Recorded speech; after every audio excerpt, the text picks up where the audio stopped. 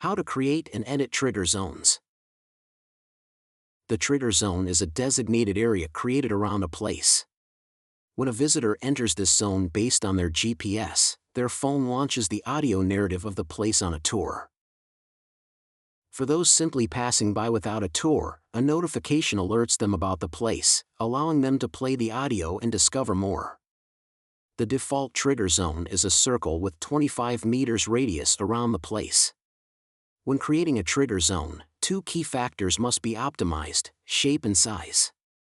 Generally, the trigger zone should cover the area where we want the story about the place to launch plus a few meters extra to compensate for the inaccuracy of the GPS sensor, which depends on the specific phone, and also the number of obstacles reflecting the GPS signal from the satellites, such as rocks or tall buildings.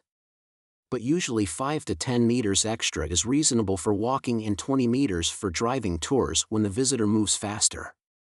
If the zone is too small, there is a risk that visitors walking nearby but not quite within the zone will not be notified of the place, or the audio may fail to play during a tour. Conversely, if the zone is too large, visitors may receive notifications while they are still too far from the location, leading to confusion as they hear about a place they cannot yet see. Therefore, it is essential to tailor the size of the trigger zone to the specific needs of the location.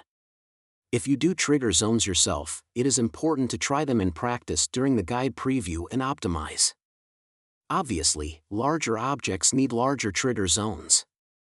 For example, if you left the default 25-meter trigger zone for the Eiffel Tower, it would only trigger once you reach the center of the tower, so their inappropriate trigger zone has hundreds of meters.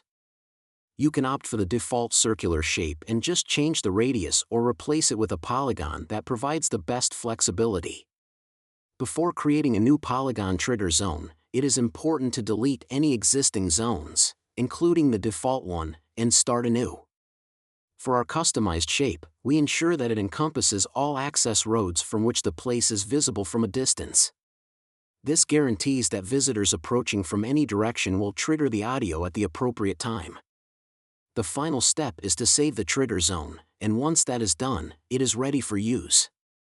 Additionally, when integrating trigger zones into a tour, it is important to ensure that all zones are correctly sized and that the tour path intersects them appropriately for a seamless experience. Auto-generation of the route takes into consideration the center of the trigger zones, so it is necessary to take that into account as well when adjusting them for tour purposes. However, if adjustments to the trigger zones are necessary for the specific requirements of the tour, these can be made without altering the general shape of the original zone in the destination.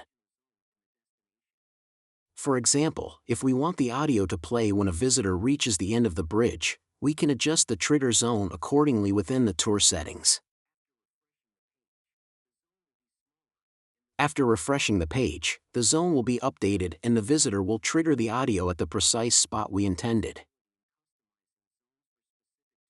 Importantly, the general trigger zone for the location remains unchanged, allowing flexibility in customizing zones for specific tours while maintaining consistency across the broader destination. In summary, the flexibility to modify trigger zones within tours allows for precise adjustments to enhance the visitor experience, ensuring that audios are triggered at the optimal moment along the tour path. But optimizing trigger zones is one of the most complex tasks when creating a guide, so it is important to test it or ask the SmartGuide team for help.